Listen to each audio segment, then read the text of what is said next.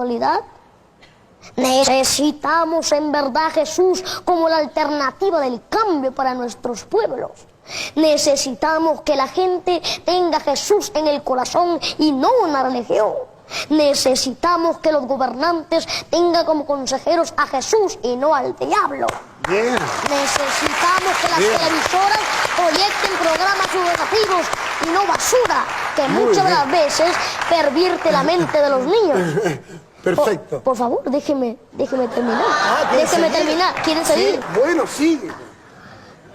Bueno, nos dice la Biblia que, bueno, sigo diciendo lo que me quedé de decir.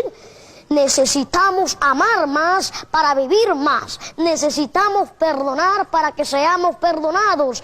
Necesitamos a la Biblia como la regla de fe y conducta en nuestra vida diaria. Necesitamos a Jesús, a Jesús, a Jesús. Jesús dijo: yo soy el camino, la verdad y la vida. Nadie va al Padre si no es por mí. Si no conoces a Jesús, no sabes lo que es la vida. Dios me los bendiga.